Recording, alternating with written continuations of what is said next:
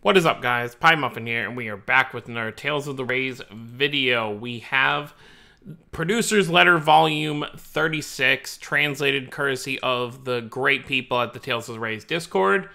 We're going to go over everything that they have here. There's some pretty cool stuff leading up to the anniversary and beyond. So let's just dive right in and get into this, because this usually takes a while. I don't want it to be too long. So, Tales of the Rays reaches its 3rd anniversary on the 28th, so that pretty much guarantees when the stuff is going to start, which, you know, makes sense since it's the end of the month. But, in appreciation, we made the anniversary even more rewarding than the 1,000 Days reward, so please look forward to it. So, they're going to go bigger, it seems, than just, you know, all the diamonds they gave us, all the free multis, so it's very exciting to see what they could possibly do for this. Okay, so version 3.7.0 update info, which I assume this version update will probably be with, I would assume with the anniversary. I don't think we'll get it any sooner than the anniversary, but who knows? I could be wrong. We'll see. New 5-star types, the third 5 stars, essentially. So characters are finally going to be getting their third 5 stars. They're going to start rolling those out, which means in the near future, I definitely expect third, well, not third, but second seasonals to start relatively soon, which, you know, there are characters who still don't have second Mirage Arts, but it's going to be like that, like, no matter what, because they're constantly adding new characters. So we will eventually get to a point where characters like Yuri, Milla, Velvet, yada yada yada will have 2 seasonals, but then a character like Tree, for example, will get added, and he still only has 1 just because he just got added. So it's just the nature of gacha games and how it works. So let's go over this. So 3rd anniversary will be releasing the seal on third 5 stars for characters other than Ix and Mileena, since, you know, Ix and Mileena do have more than 2 right now. These third 5 stars will have a new gimmick with them, and here's a simple explanation. For art, activates pretty much normally when used within a chain. When used standing still or moving, they will activate after a 1.5 second charge time. They have multiple various effects like recovering CC and increasing casting speed of allies. And for spells, produces element chain when activated in a chain. They tend to have effects useful for spell chaining, as moving them away from the enemy.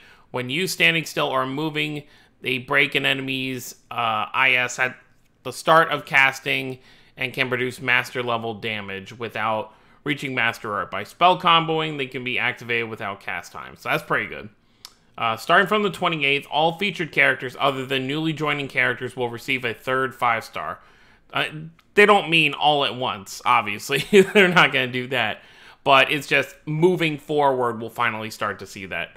Those who currently only have 1 5 star will receive... Wait, what? Starting from the 28th, all featured characters other than newly joining characters will receive a third 5 star. Okay. Those who currently only have 1 5 star will receive both the 2nd and 3rd at once.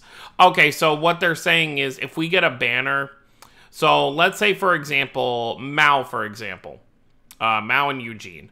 They are relatively new characters who do not have seasonals yet. So when they do get their seasonal, they will probably get 2 more 5 stars at the same time, just to keep up with the other characters. So that's actually really cool. New characters to join will only... Yeah, so for example, with any characters that come post-anniversary, they're still going to start with just 1 5 star. And then when they get a seasonal or an overray or whatever, that's when their other 5 stars will get added.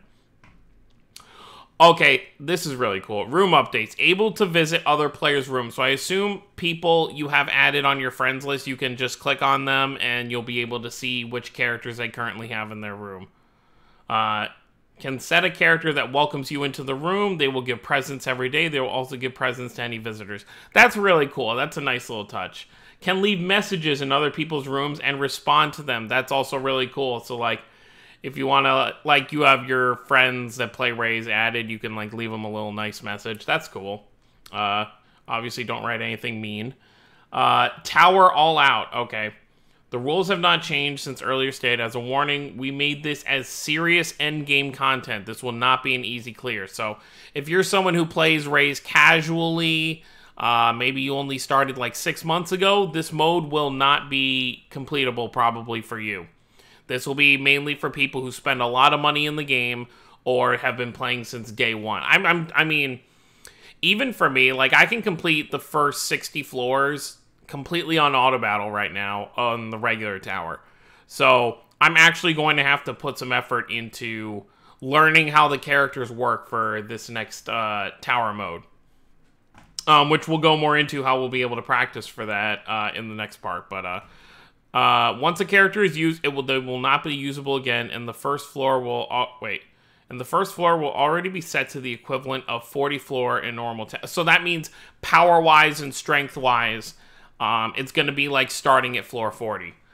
For rewards, there will be exchangeable items obtainable through floor clears. The main focus reward this time, the weapon level cap unlock items will have their first appearance this time, so their obtainment threshold will be set a little lower. So it seems like the first time around, just so people can start getting these level cap unlocks, so for their weapons, they will make it a little, just requirements to get them will be a little lower, so more players will be able to get them.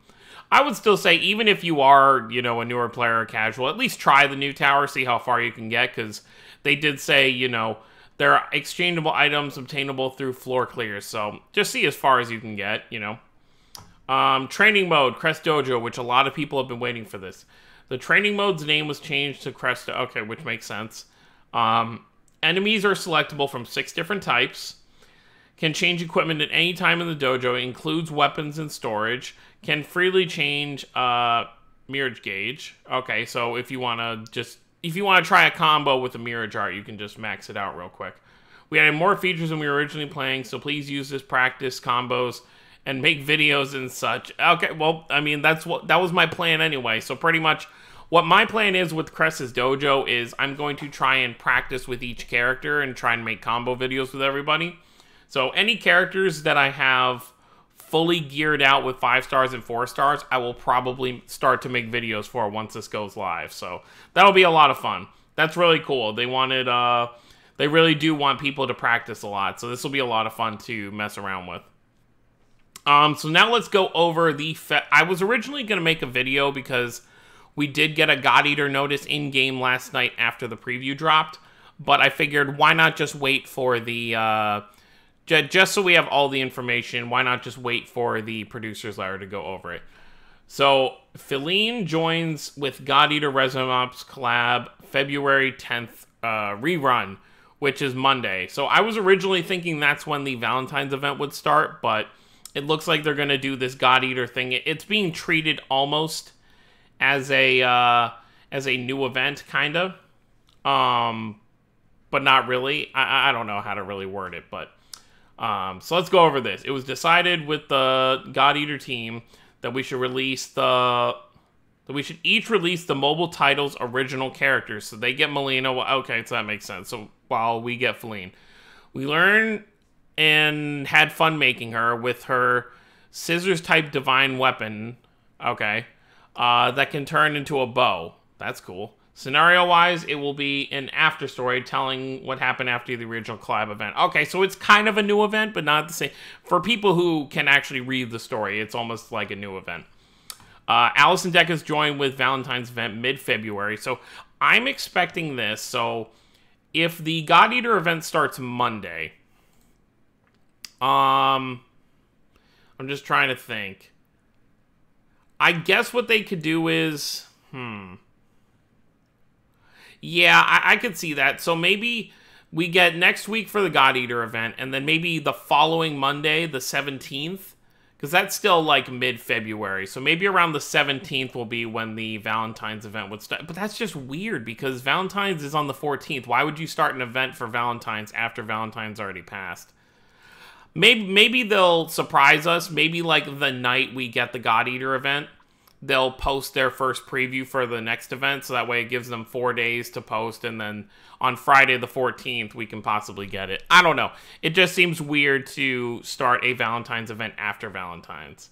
Okay, but let's go over this real quick. As the preview has shown, this year's Valentine's will be a taste different.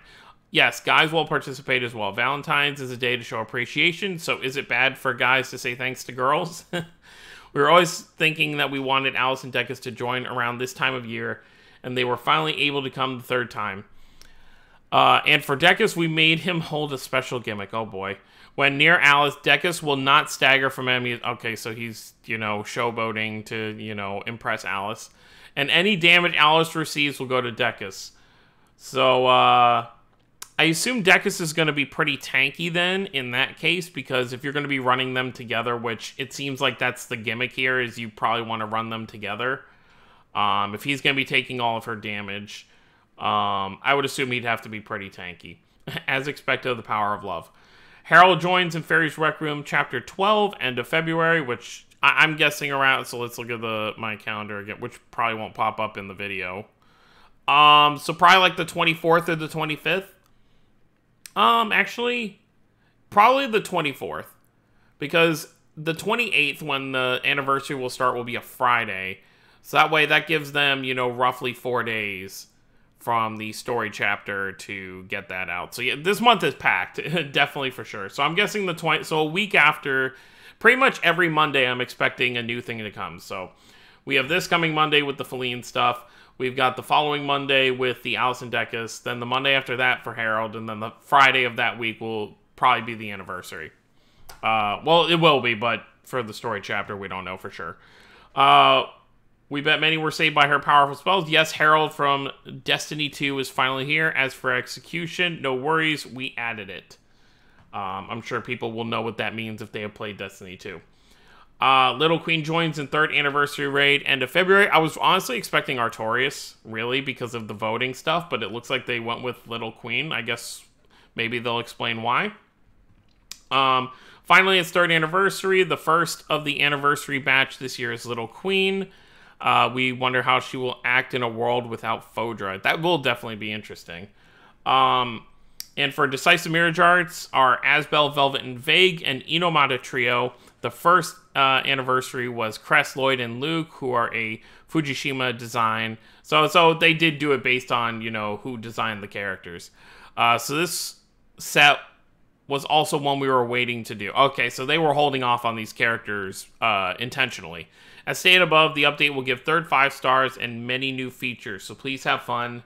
There will be multiple campaigns, details to be released at a later date, so look forward to that too. So, Little Queen will only have 1 5-star coming in, as they mentioned above. New characters will receive 1, but then Vague, Velvet, and Asbel should get 2 they already have 2, so they'll get 1 brand new one since they already have 2. So they'll all get 1 new Mirage Art and 1 new 5-star. And then eventually, later on, when, Lloyd will eventually get an overray or something. Same with Cress. Luke already has, pretty much every Mirage Art possible in the game, so we'd have to wait for his 2nd seasonal to get another 5-star for him. Unless they just, start adding 5 stars, if characters are just in the banner, even without something new. With Alice and Dekus joining to complete a Ratatosk 4-man party. Every original series is able to make a complete party now. And on that note, we have just 20 party characters from original series left. That seems like the start of the countdown. It's still long till, but we may be able to get everyone in by the 4th anniversary. So that'll be the interesting thing, is once we have these 20 characters added into the game, we got characters that still need to be added, like Regal and stuff, Tai Tree. There's quite a few characters still to add. But the interesting thing will be, once we have all the characters, that really only leaves boss characters, antagonists, or NPCs you interact with. Someone like Sergei from Zestiria, I could see being a playable character at some point. So once they're out of characters, they're really just going to have to, bring in original... they're either going to have to create original characters for Rays to just, keep adding in, or we're just going to be getting characters we've never been able to play as, or we might start to get events to kind of, have a gap between characters, since it's probably really hard to, design all this new stuff.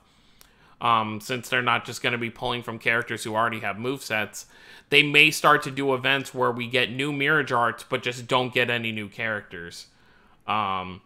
I don't think this game is anywhere near, even when we get to the 4th anniversary, I don't think we're anywhere near the end of this game's lifespan, because we've had Tales of Asteria for 5 years, and even as it's like, I'm not gonna, beat around the bush. It is dying, but it's still living on, and they're still adding more content to it. So if a game like Asteria is still going at 5 years, we'll definitely at least get 5 years for Tales of the Rays. So be interesting to see what they do moving forward. But that's pretty much it for the letter this month. Some very exciting stuff. So just quick little timeline breakdown. We have our God Eater rerun on Monday, the 10th. And then sometime, probably around the 17th, we will have the, the Valentine's event. Then around like the 24th or 25th, we'll have our story chapter with Harold. And then we'll have our year 3 anniversary starting on the 28th, which is actually it's actually 3 weeks from today when that starts. So a lot of content to go on in these 3 weeks. It'll be very exciting to see what they do for the anniversary, because they said it's going to be more rewarding than the 1,000-day rewards, and the 1,000-day rewards was more rewarding than the last 2 anniversaries. So very excited to see what they do there. Let me know what you guys think down below. Don't forget to subscribe for more if you're new to the channel and want to stay up to date with everything for the 3rd anniversary and moving forward. I will see you all next time. Have a wonderful day, everyone.